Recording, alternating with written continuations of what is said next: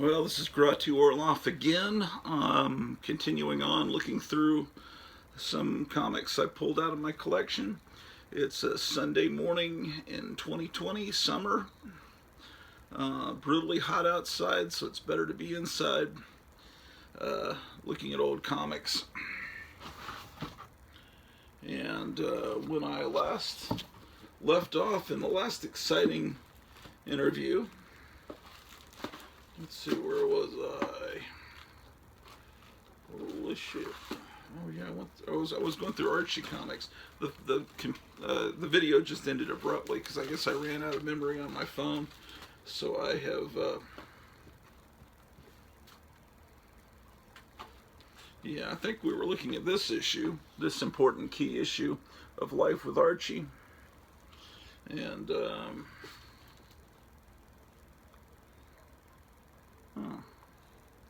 this is interesting. Okay, this is Archie has a garage band before the Archies, because look, back then he has Archie and his three-piece rockers. Another thing I noticed looking at my old videos, you know, Pete, I don't look at the camera. I kind of look off this way. So I need to remember to look at the camera, because then I think I'll get more subscribers. Because right now, Pete, I only have 43 subscribers. 43. And I want to get 1,000. And I don't know exactly how to do it, because I'm just a boring son of a bitch. More Archie. Yeah. Well, wait a second. We'll look at that Archie later. We need to pull more out of this box. Right, Pete? Pete's going to be my assistant on this video, and he will probably get my 1,000 subscribers, because cats are far more interesting on the internet than humans, right, Pete? Stick with me. Don't be running off. I need your help. More Life with Archie.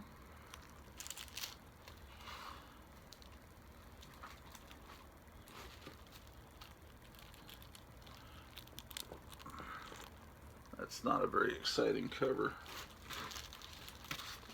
But this one, oh boy, is that a great cover. Boy, would this one make a great poster. I mean, holy shit, it's like Archie meets A Clockwork Orange. Look at it reminds me of the Harvey Kurtzman, Will Elder parody of Archie, where they're from the original EC Mad comic book. The color parody of Archie, it was called Starchy, and Archie and Jughead are just, you know, violent juvenile delinquents torturing and bullying people, just randomly punching people in the face.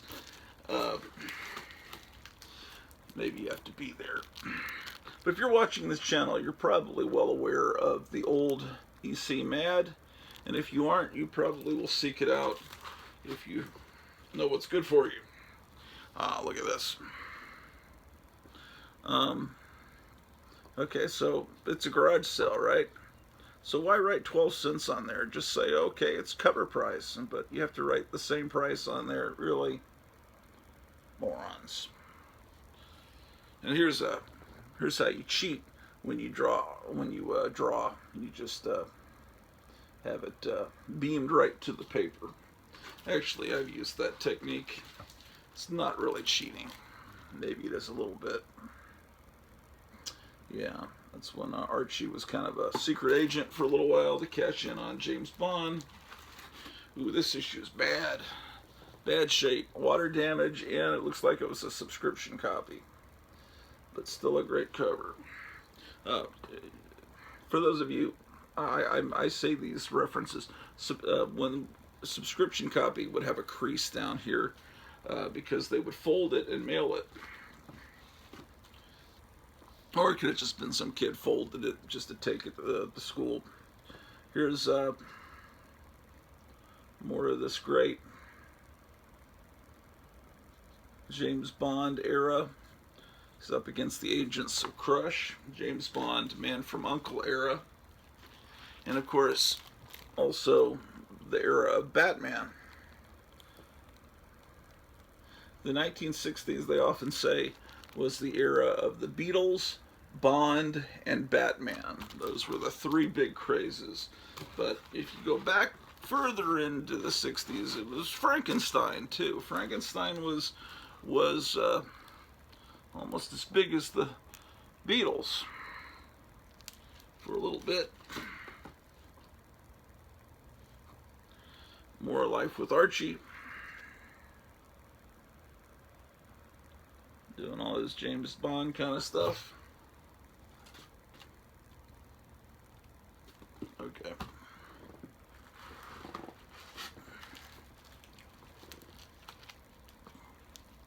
Oh, looks like I have another copy of that issue. I think the other one was in better shape. Look at this great ad. Full page color ad for the submarine. And even better, or just about as amazing, is Archie is meeting up with basically a bootleg Munsters couple. Land of the Giants, Irwin Allen. Wonderful. Still more Land of the Giants.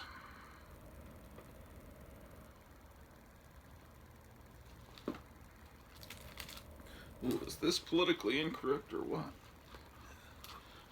Oh, well, this is Al Cap's Shmoo.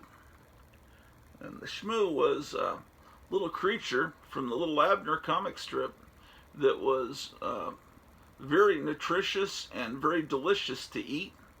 And they loved, if they knew you were about to kill them, well, you were about to eat them, they would die from joy. They were so happy they'd just fall over dead because they were about to be eaten. And I think that's the basic story behind the Shmoo. They brought the Shmoo into a Saturday morning cartoon in the late 70s, long after Little Abner had been forgotten by most of the public.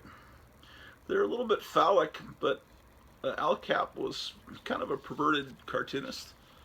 And the ad on the back is what I was just saying is not very politically correct, as you can see. But these are masks that you could get back in what year? Oh boy, are my eyes bad. I think this is 1949. And civil defense. I have a civil defense helmet like that downstairs that I got, I don't know where. But this is Little Abner helping you know how to survive a nuclear war. This was probably given away in schools, I would bet, or printed by some government agency.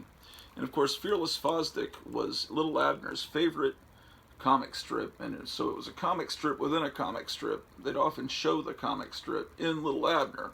And as you can tell, it's a parody of Dick Tracy, but it was extremely violent, and he would kill countless people trying to shoot the bad guys. And I've got to show you this. This is a Little Abner #2.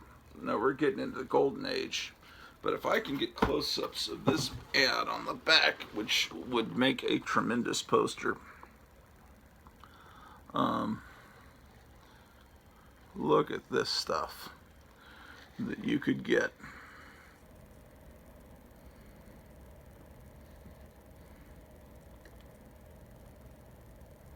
Look at all that stuff.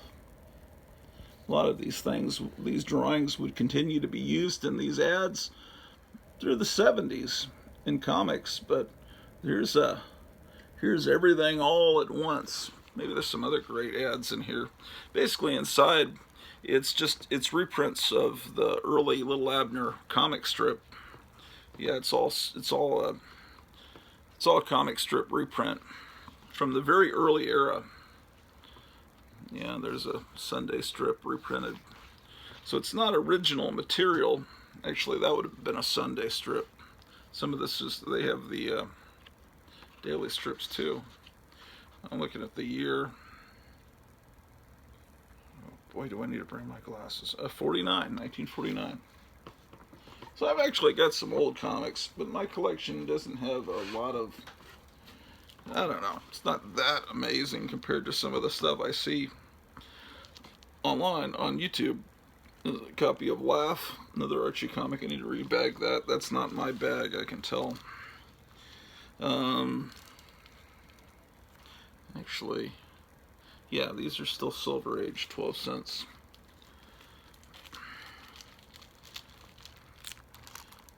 Love the covers where they're dancing, showing the record players. Here's one where they're at the drive-in.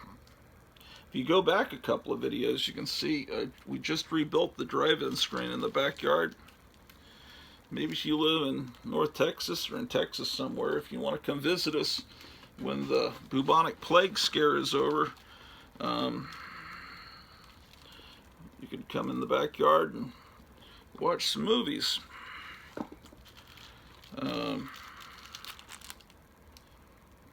Love this art from this era.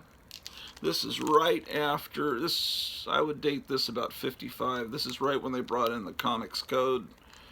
Before they brought in the Comics Code, they made Betty and Veronica a little bit more bosomy. King Leonardo and his short subjects. And into some superhero stuff. Here's Justice League of America. And whatever kid owned this, man, my older brother was like this. It's like he secreted stuff from his fingertips, like acid, like in that Jeff Goldblum remake of The Fly. I remember he picked up a copy of Starlog #1 back in 1976 or whatever when that came out, and he just from holding it for a few seconds, he just completely rubbed the ink off with his thumb. I mean, what kind of acid comes out of your fingers to do that? But I was going to show you this ad with all these great model kits, but that's kind of ugh.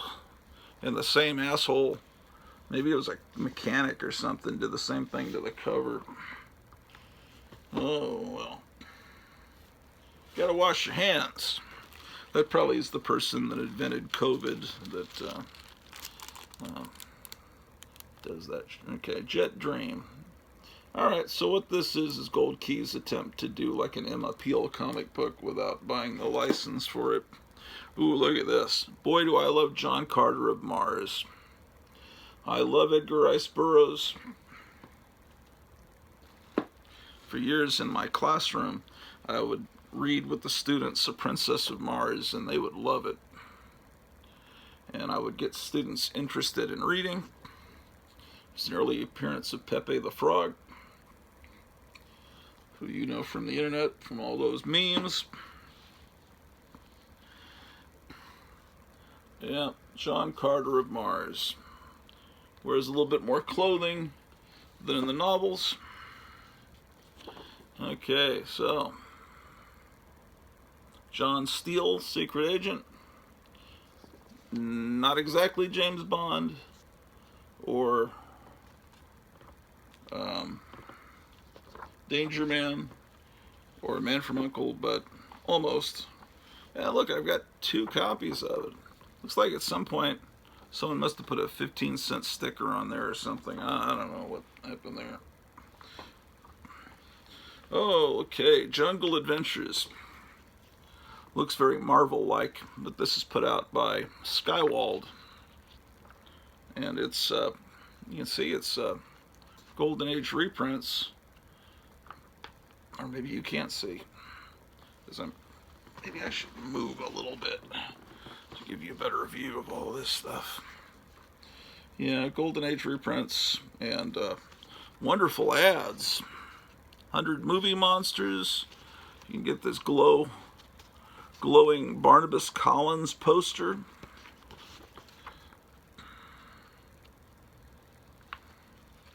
See, this is the era of comics that they when they brought the comics code in, it was kind of this era of comics that had a lot of violence and a lot of attention and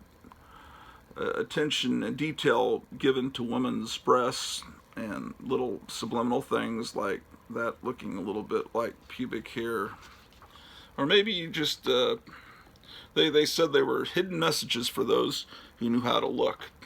But anyway, this the main feature though is a new feature, and it's drawn in a very Marvel-like way. Zangar. So there's one new feature. This guy with this gigantic, ridiculous hair, and the rest were reprints that look like they're from Fiction House. And someone punched holes so they could put it in their notebook at school, I guess. This is actual. This is 60s reprints of 50s Jungle Girl comics. And there's that guy I love again. I showed him in a previous video. And then we've got an early Marvel comic from, this is the era, well, Marvel originally was called Atlas Comics. And this is Genie. The cover's a little bit printed. There's a little bit of printing, a little bit off. It's a little bit off. The inside art is really good, I think.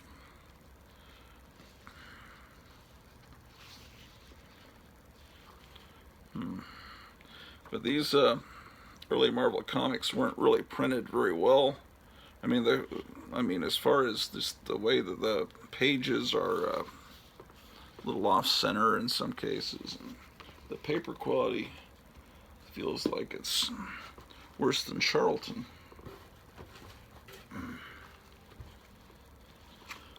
Huckleberry Hound.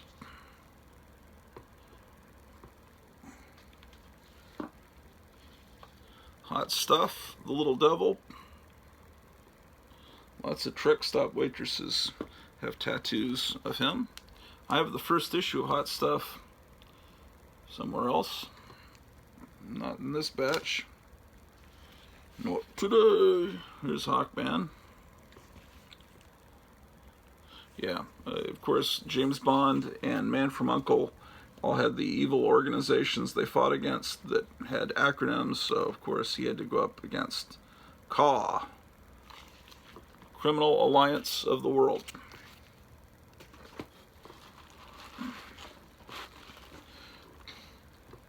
Probably run. I won't make political jokes. Frankenstein Jr. and the Impossibles. Certainly a wonderful. I'm looking at it and I'm not showing you. Like a moron. I put up a meme on Instagram that had Chuck Norris with a straw sipping from a cup, and on the cup it said COVID-19. And it was real funny, and then Instagram put a little warning. You have mentioned COVID-19, and we have put a little link to show. Just like, boy, talk about people that don't have a sense of humor. I have 2 copies of this. I got one 2 summers ago. It wasn't in as good a condition as this. No, this is the one I got 2 summers ago, because it has this little tear here.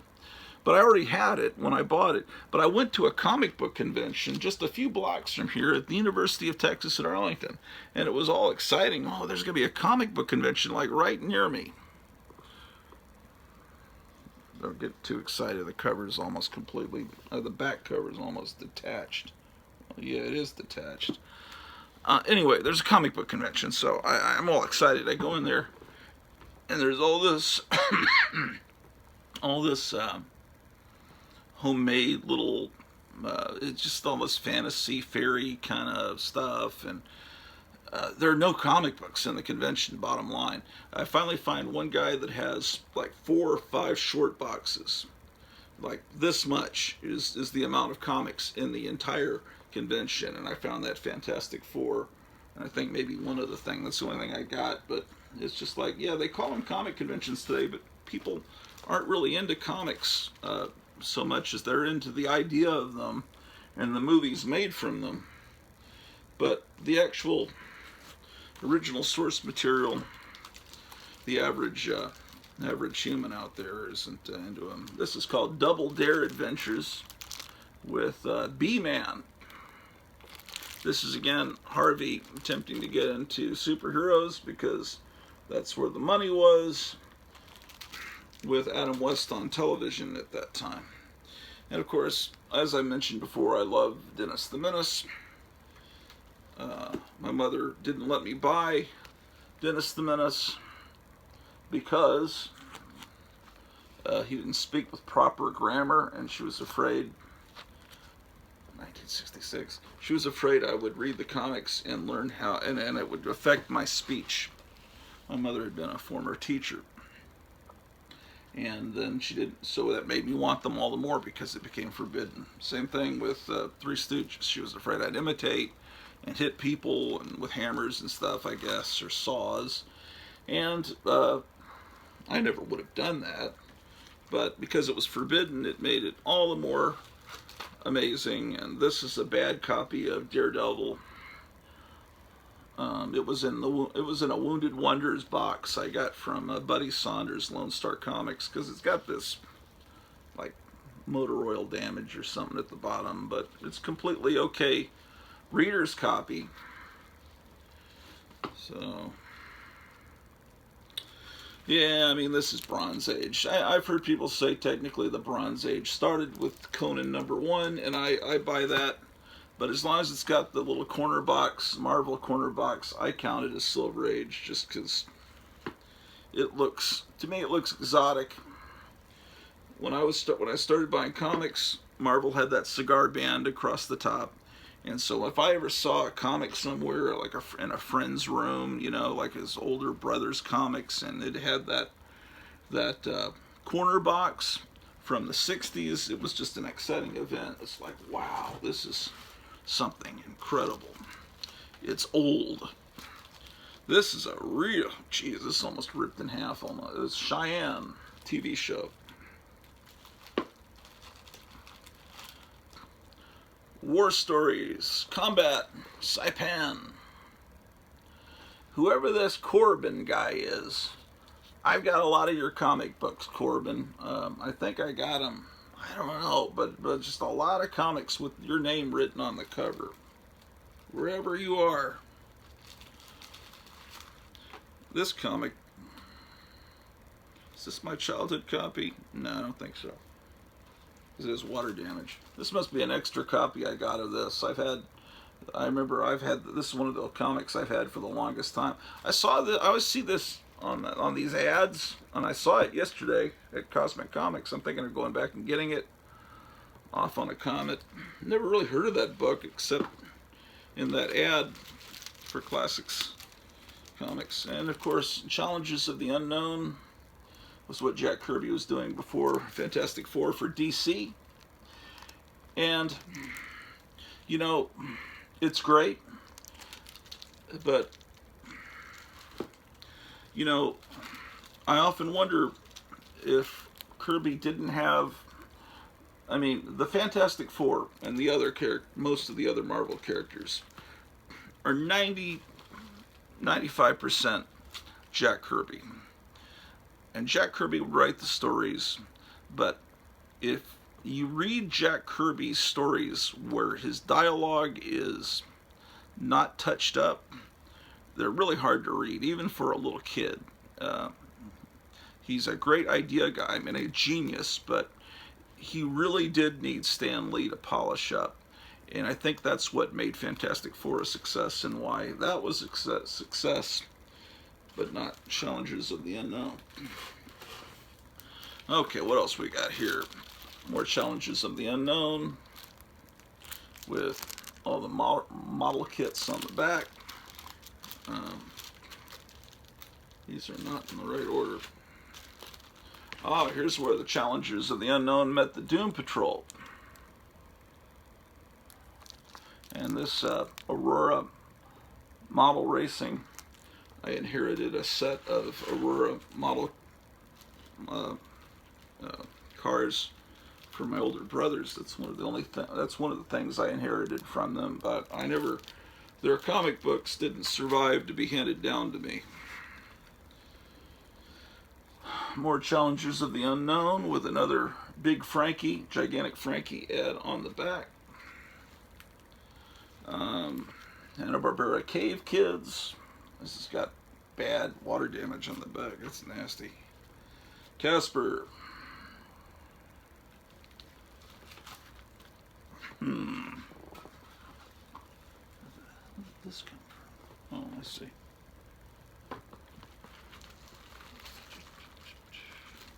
Just a second. I think I've made a mistake.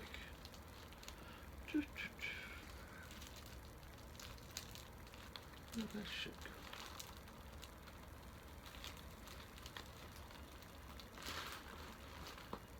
go? Oh, I think I see what I did. Okay. I get it now. All right. Casper on the moon. There's a 45 single. They used to advertise it in the Casper comics, and you can hear it on YouTube. And it's a rock and roll song. It's called "What You Doing on the Moon, Casper." So you can tell this is right from the time period that we landed on the moon. So wonderful little historical artifacts that you find as you collect comics. This is older issue, but it has a toy special in it. So let's open this up and look at this. You gotta be careful.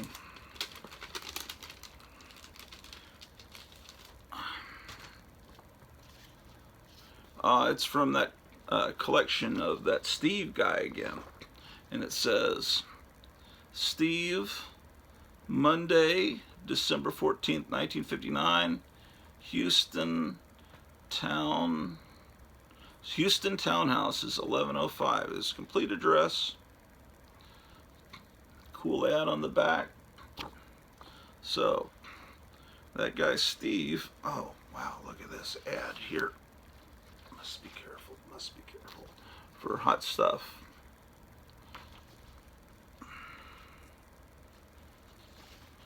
Flying helicopter. Gotta be careful. This is a very fragile comic, so I'm looking for the toy ads that they promised on the cover. Oh, all right, I found them. So, get into position. This is the toy section.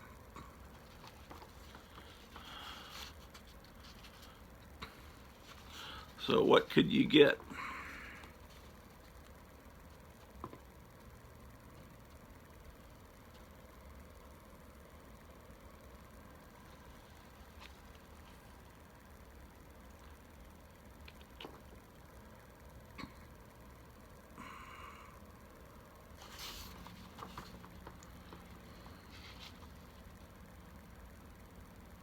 It's not a real big toy section, but a few pages.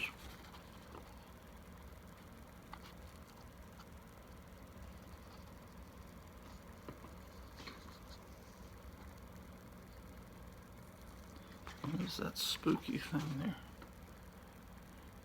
Oh, it's where you can trace your own comics, I guess.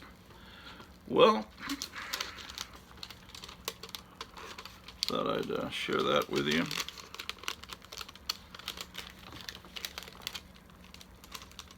That is Casper number 19, by the way. That's a very early issue. You can kind of tell Casper's drawn a little bit differently. Captain Venture. I was just, I've just become aware because when I was collecting comics in the 70s and 80s, I would read the comic book price guide, and they were talking about, those gold key comics, and then they'd put 3 Gold Key comics or other brands of comics too into a bag, and they'd sell them in stores, not at the newsstand, but they'd sell them at toy stores and PXs and army bases and drugstores, grocery stores, whatever. There'd be a bag, and it'd be like 79 cents for 3 comics or something like that. And you'd always have to look real carefully to see what the middle comic was. But they always, instead of saying Gold Key, it would say Whitman. And they said, well, those aren't as valuable. Those are reprints. Well, it turns out they weren't reprints, and now they're sought after in the collector market, apparently, or at least they're not scorned upon, because they realize now that they were done in the same print run. They just stopped the presses and then put the Whitman logo over. And so Whitman is no longer looked down upon. That changed over the time when I was kind of not collecting as ravenously. This is a comic no one remembers, but they're fighting against Hydra. It's a good comic, it just never made it. And here's there was an attempt by, was it Tower? There was an attempt to make a Captain Marvel comic when the rights were kind of in between, and so this is in between the real Captain Marvel and the Captain Marvel that Marvel wound up doing. And he was a guy that could split his body parts off, and November 1966. Everyone was trying to get on the superhero bandwagon in 1966, but you know, you think, well, why is so much superhero stuff dated 1966? If Batman started at the fall season of '66, that's September, and that's only a few months. How could all of this stuff come out in 1966? Well, the thing is, Batman was a replacement show. It came on in January of '66. It came out at the beginning of '66. So that is why there was a whole year for everyone to imitate and get in there and date everything '66. Same thing with the Beatles. You see so much 1964 stuff because they first appeared on Ed Sullivan in January of '64. Really, only a couple of months after Kennedy was killed. So people wanted something to come along and distract them from that national nightmare.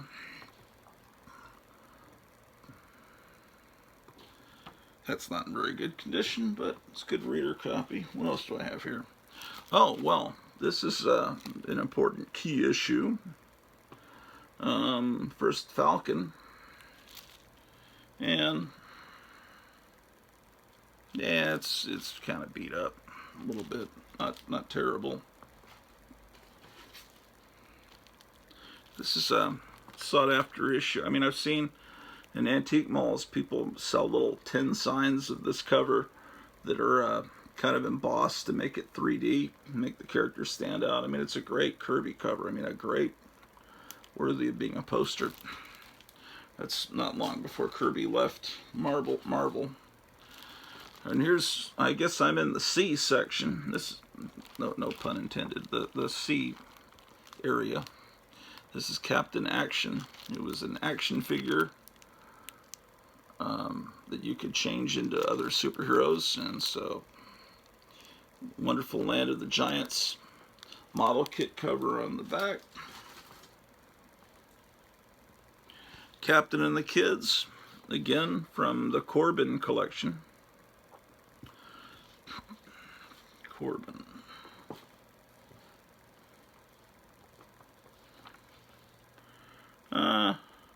This is from that same Wounded Wonder collection from Lone Star Comics. See, it's got this freaking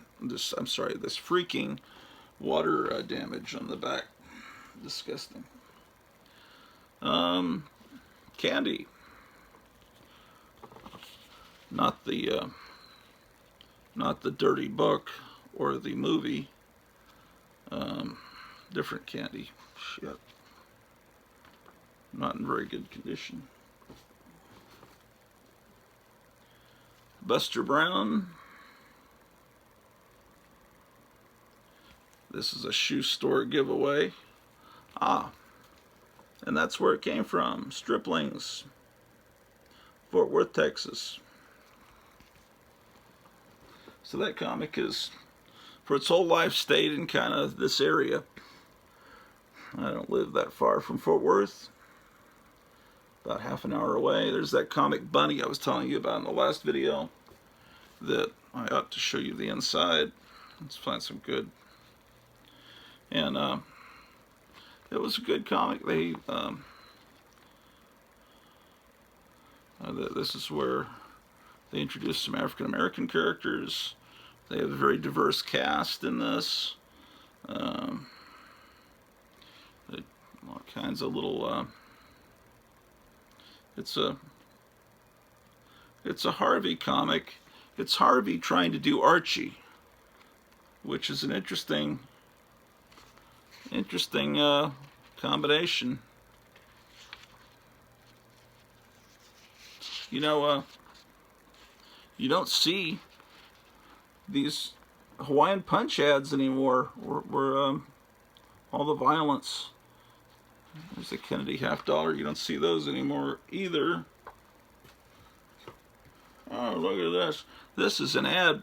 We've got this downstairs in the master bedroom, this picture. Here's Bunny again. My wife collects the big-eyed stuff. Okay, I think I showed you that already. What am I doing here? We saw that. Did we see this? No, I don't think we saw this Aquaman, did we? Aquaman number 20. And I think we showed these. Okay, so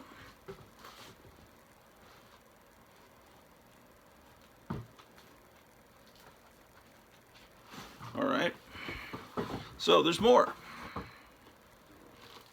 I probably should stop this video in a little bit because that last video was so long it was really hell trying to upload it. Superman's girlfriend, Lois Lane, fighting Catwoman. A great Aurora ad on the back. Then as DC tried to change and become more Marvel-like, the covers changed. More Lois Lane.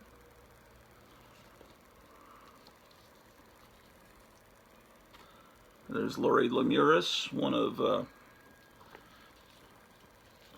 Superman's girlfriends. Here's Superman attending a wedding in hell. Superman's girlfriend, Lois Lane, giant size. Here's where Lois Lane changed and became an African American. Here's where the Superman changed into a tree. And they ought to use some of these plot lines. They're doing some kind of Superman and Lois Lane being married kind of TV show, I think, on the CW network. But they ought to use these plot lines. I think couldn't hurt. Tarzan underwater fighting a Triceratops. How they fell in the water, I don't know. Let's see. Okay, so I got some Thor comics right after Kirby left, but still great. There's Hela as seen in the motion picture theaters. One of the most amazing covers of all time for Tales of Asgard. And some Thor reprints, but fun to read.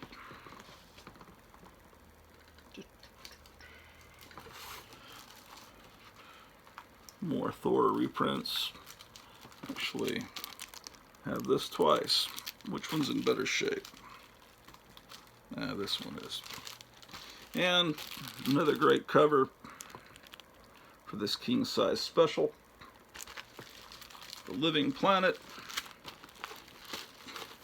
as seen in the Guardians of the Galaxy. I've expressed my love for the Three Musketeers before. This is from the early 70s reprints.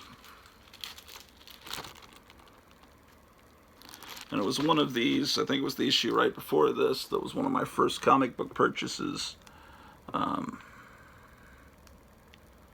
So that's one of the reasons I love Three Musketeers. The artwork's great. It's just a wonderful thing. Wish they'd reprint it. Of course, you know about the Thunder Agents, which had, this was done by Tower Comics, and they had a lot of really tremendous artwork. Writing wasn't as good, but they had a lot of great artists, including Wally Wood. Everybody's into the superhero and secret agent craze in the 60s. And that's what this is.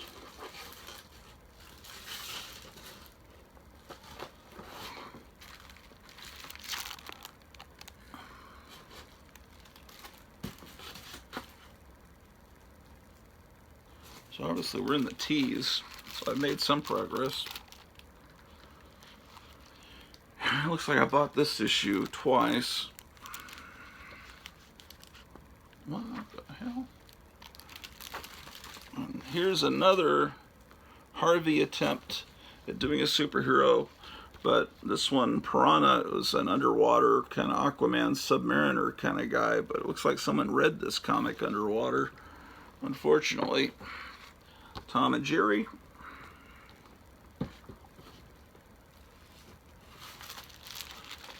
TV Teens presents Mopsy. Twilight Zone. Total War. There's a song. Shit. It's a song by Boyd Rice. Total War. Probably hear it on YouTube. Let's see. Tower of Shadows.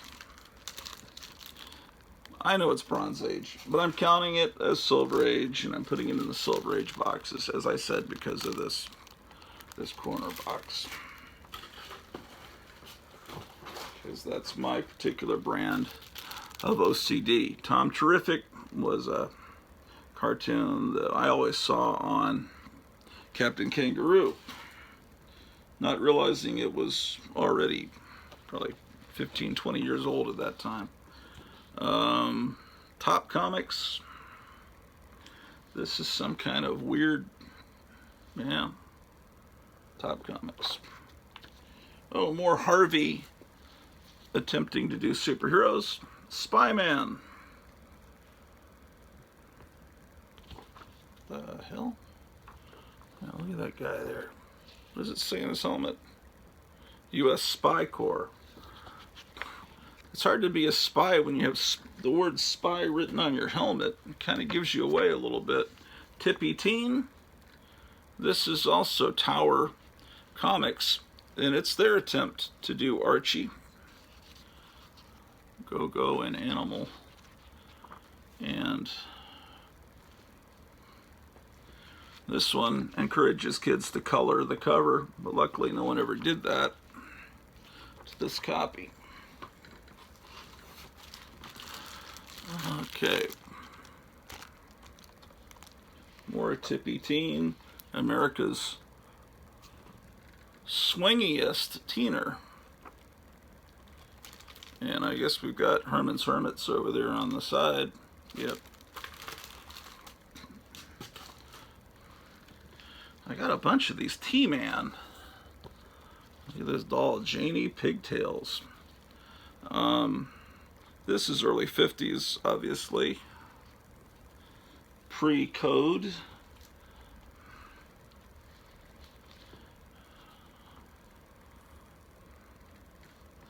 funny. I've never actually seen that skin color in real life, but that's the way it was always done. T-Man, the man who could be Hitler. Worldwide troubleshooter. Oh, looks like he's about to get his ears cleaned out here. Oh, a pop-up just came on. Someone started following me on Instagram. I wonder if it's one of my YouTube fans. I sure do appreciate all the comments and things that I've been getting. And I've got to come down to San Antonio sometime and meet Comic Crypt of Castle Hills.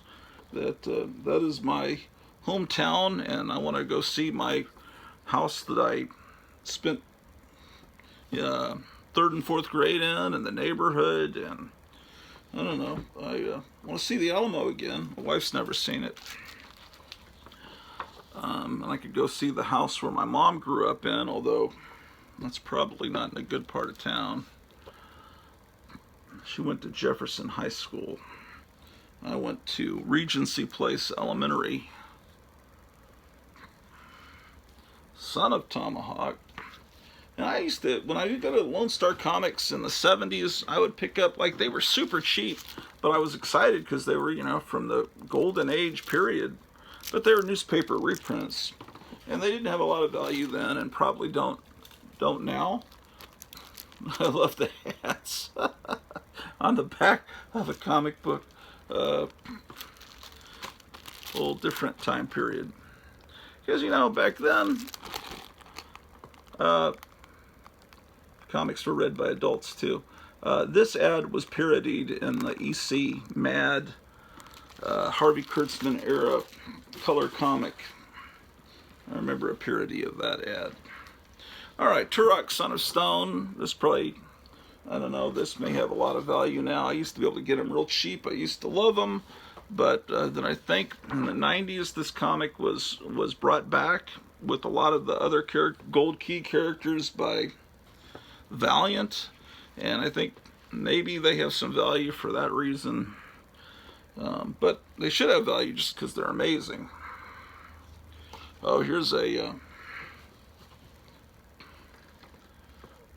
El Asombroso Hombre Arana.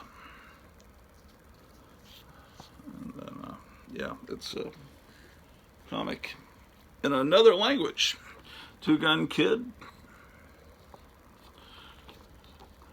Give me just one chance, and I'll teach you to hypnotize easily, says Joe Biden.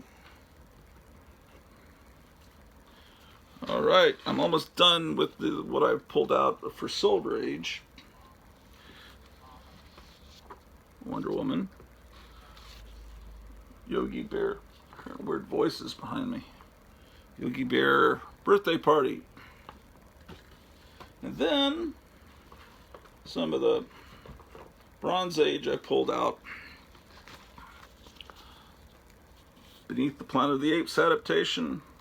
Boy, do I love these things. SSP racers, the sound of that, those being revved up. Here is a Marvel Archie knockoff, but, oh shit. Hold on a moment. Disaster. Marvel used, I think they're using Dan DeCarlo. If they're not using Dan DeCarlo, who was the main Archie artist at that time, it's someone that looks a hell of a lot like him. And I just love, yeah, this is Dan DeCarlo for sure. Just working for Marvel. I was about to say slumming, but I don't know if that's slumming. Might actually be a step up. But I just think it's too bad this comic wasn't a success. Because she even, look at this cover. Is this a great cover or what? Oh, I was telling you the story of this a few stories back. This is the Archie comic that got really horrifying, but it was done in the Archie comic style,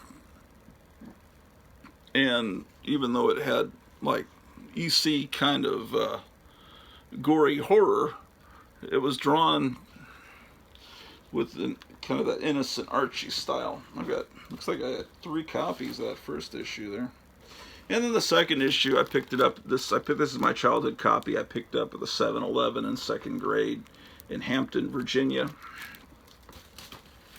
next to Merrimack Elementary, which has now been closed. 2 of the elementary schools I went to as a kid have been closed due to I don't know, maybe horrible things happening to the neighborhood.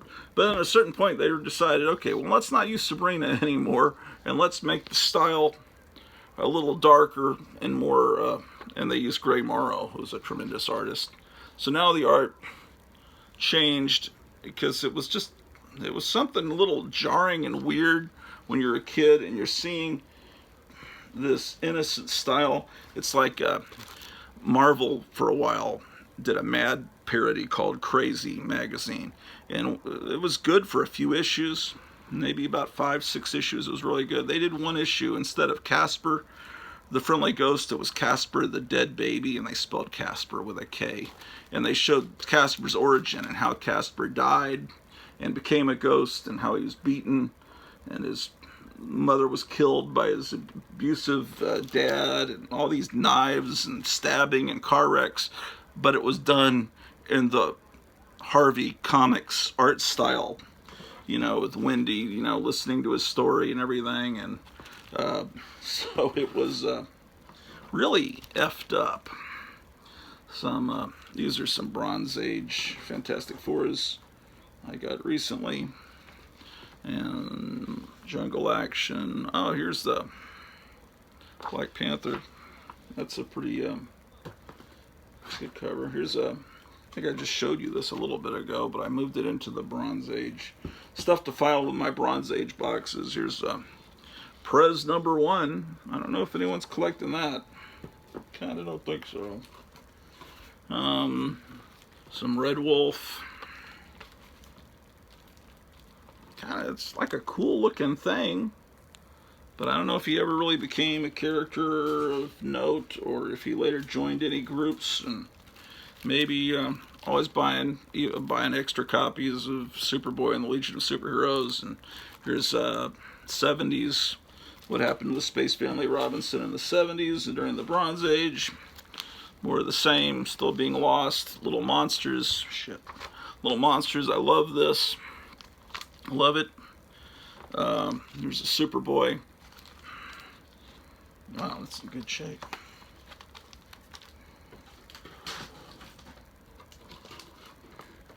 I'm almost done with this particular. I think I have several copies of this. Superman Family was fun to read. Just a lot of fun to read. You're in 5th grade and you're reading that. It's amazing. This may be the only copy I own of Teenage Mutant Ninja Turtles. I got it just because, you know, Richard Corbin. Not that I have anything against Teenage Mutant Ninja Turtles. I remember when it first came out in the stores, and I could say, oh, okay, so this is a parody of X-Men, and I guess Ronin, was it Ronin that it parodied? And it just had scratchy kind of artwork, looked like it was done by college students, and I didn't really think of picking it up. And then it wound up becoming one of the biggest franchises in the world. If I picked up those early issues, I would have been set. But I didn't, because who knew? Not me. Same thing with The Walking Dead. When I first saw that in the stores, the artwork was so terrible to me.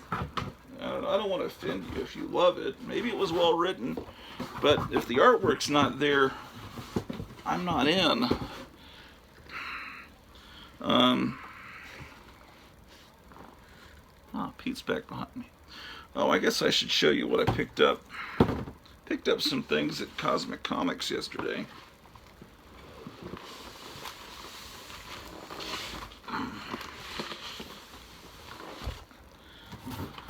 Okay. This is a fun video to watch, huh? Oh, here we go. First of all, I got a bunch of backing boards and bags because obviously I need them. And boxes.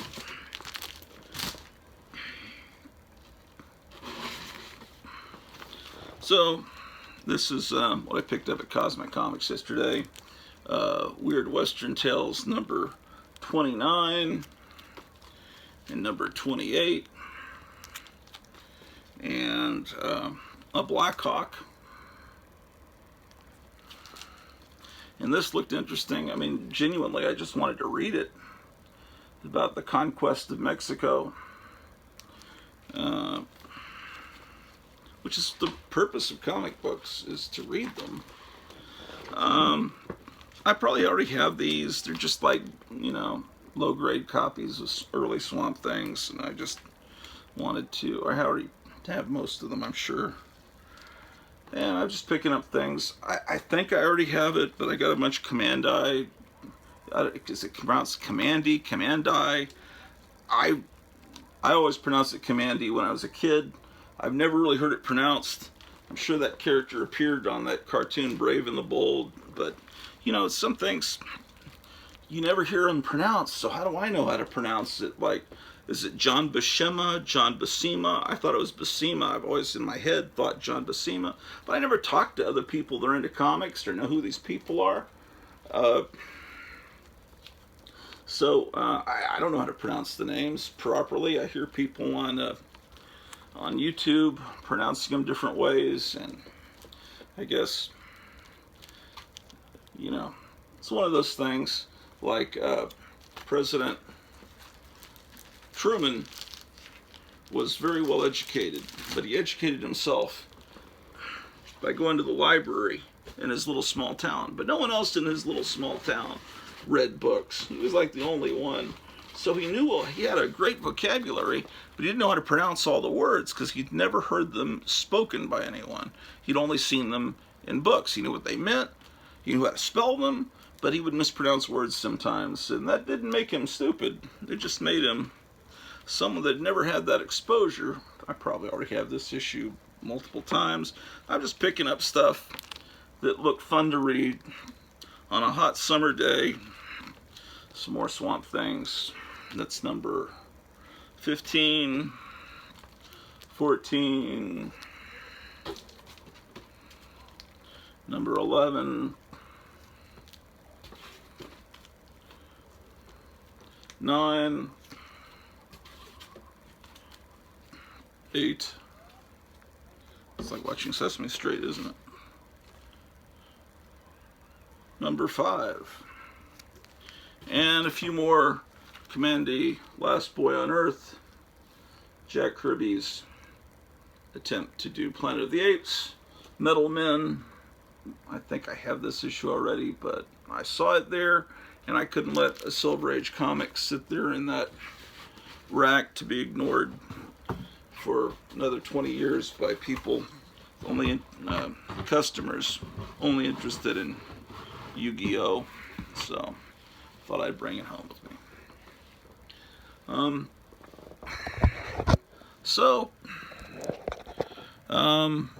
I've got to file all this stuff I just showed you in this video and in the last video in these other boxes. I got to bag and board it, and then I've got other projects I need to start working on, like getting this mess organized.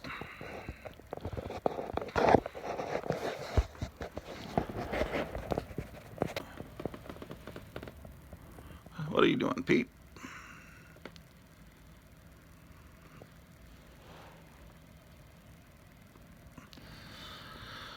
So another project is I've got to lose a lot of weight. I've never been this overweight in my life. I mean, it's insane. And I'm not eating right. See, I can barely stand up.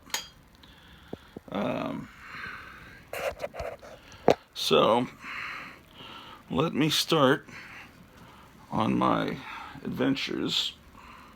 So I'm having to do like a ballet dance just to get across the room, like those people in those that Hoarders TV show. You know, they got little paths and they got to step just right to avoid stepping on things. Except most of them are collecting, are hoarding shit. And I've got a lot of what I think is amazing stuff. So, still straightening pictures because we had a roof replaced about a month ago, and when they were pounding on the ceiling, they knocked a lot of these pictures cockeyed. This is the theater room, and out there, if you can see out that window, that's the drive-in screen that we just had put up. And so this is the excitement.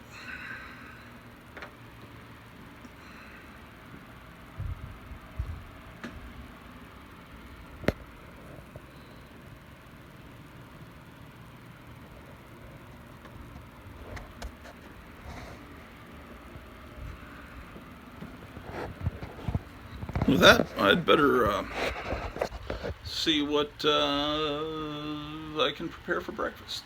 Take care.